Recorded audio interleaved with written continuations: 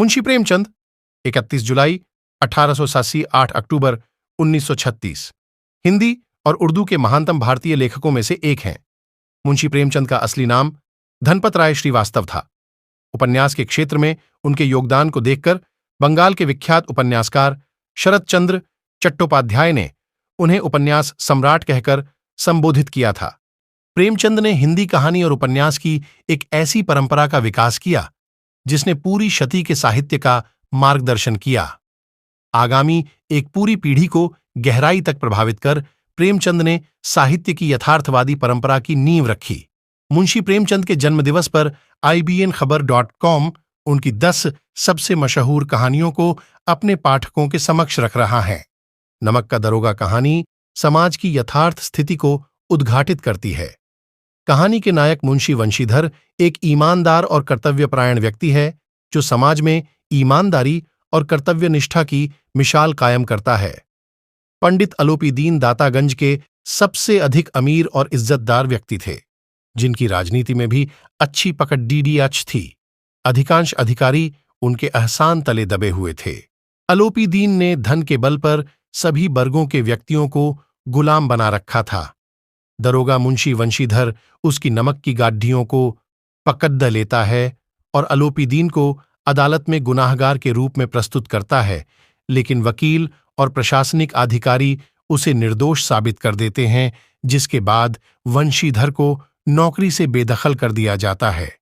इसके उपरांत पंडित अलोपीदीन वंशीधर के घर जाके माफी मांगता है और अपने कारोबार में स्थायी मैनेजर बना देता है तथा उसकी ईमानदारी और कर्तव्य निष्ठा के आगे नतमस्तक हो जाता है। मुंशी प्रेमचंद की कहानी कफन ऐसे बाप बेटों की कहानी है जो बेहद गरीब हैं, जिसमें बाप और बेटा दोनों एक बुझे हुए अलाव के सामने चुपचाप बैठे हुए हैं और अंदर बेटे की जवान बीवी बुधिया प्रसव वेदना से पछाड़ खा रही थी। रह रहकर उसके मुंह से ऐसी दिल हिला देने वाली आवाज निकलती थी कि दोनों कलेजा थाम लेते थे।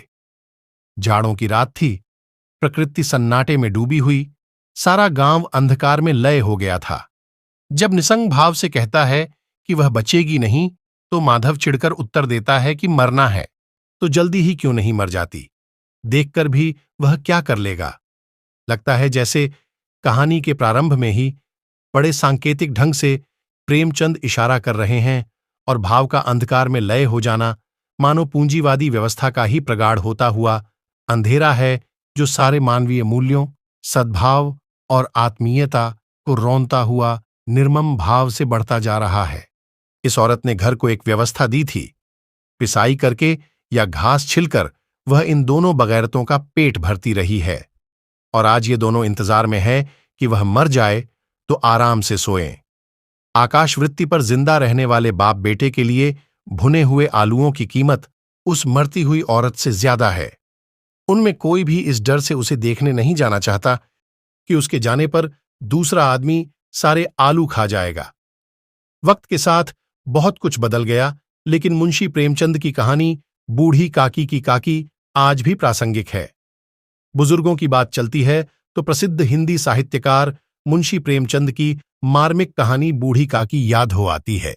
बुजुर्ग को लोग नसीहत देते हैं, उनकी उपेक्षा करते हैं। मुंशी प्रेमचंद ने कहानी पूस की रात में भारतीय किसान की लाचारी का यथार्थ चित्रण किया है, जिसमें उत्तर भारत के किसी एक गांव में हल्कू नामक एक गरीब किसान अपनी पत्नी के साथ रहता था। किसी की जमीन में खेती करता था, पर आमदनी कुछ भी नहीं थी। उसकी पत्नी खेती करना छोड़कर और कहीं मजदूरी करने को कहती थी। हल्कू के लगान के तीर पर दूसरों की खेती थी। खेत के मालिक का बकाया था। हल्कू ने अपनी पत्नी से 3 रुपए मांगे। पत्नी ने देने से इनकार किया। ये 3 रुपए जाड़े की रातों से बचने के लिए, कंबल खरीदने के लिए जमा करके रखे थे। बाद में पूस की रातें जब आती हैं तो किसान के खेत को नीलगाय बर्बाद कर चुके होते हैं। पंच परमेश्वर में 2 मित्रों की कहानी है। सच और ईमानदारी की कहानी है। जलन और द्वेष की कहानी है। साथ ही जिम्मेदार पद की गरिमा की रक्षा की कहानी है। जुम्मन साहू और अलगू चौधरी इस कहानी के मुख्य पात्र हैं। ईदगाह कहानी एक ऐसे बच्चे की कहानी है जो साल भर ईद का इंतजार करता है और जब उसे मेले के लिए नाम मात्र के पैसे मिलते हैं तो भी वो खुद पर न खर्च कर अपनी दादी के लिए चिमटा खरीदता है, जिसकी कमी की वजह से उसकी दादी का हाथ रोटियां बनाते समय हमेशा जलता रहता है। मुंशी प्रेमचंद की कहानी दो बैलों की कथा को हम सब बचपन की पाठ्य पुस्तकों में पढ़ चुके हैं। ये कहानी हीरा मोती नाम के बैलों की कहानी है जो आपस में बेहद प्रेमपूर्ण तरीके से रहते हैं, सभी सुख दुख साथ झेलते हैं। कहानी में झूरी है जो दोनों का मालिक है। कहानी में झूरी की पत्नी है जो हीरा मोती से प्रेम करती है। कहानी में झूरी का साला गया भी है जो क्रूर है। वो हीरा मोती को अपने घर ले जाता है पर हांड तोड़ मेहनत तो लेता है, खाने को कुछ नहीं देता। दोनों बैल वहां से भाग निकलते हैं। रास्ते में सांड से लड़ाई होती है जिसमें दोनों बैल बाजी मार जाते हैं और तमाम मुश्किलों को झेलते हुए वापस झूरी तक पहुंचते हैं जो दोनों को गले से लगा लेता है। इस कहानी में मुंशी प्रेमचंद ने जानवरों की समझदारी और इंसानी प्रेम को दर्शाया गया है। ऐसी कहानीकार कलम के सिपाही को मेरा सादर प्रणाम। आप लोगों को अगर कहानी पसंद आए तो कमेंट्स में जरूर बताइएगा। लाइक, सब्सक्राइब और शेयर जरूर कीजिए।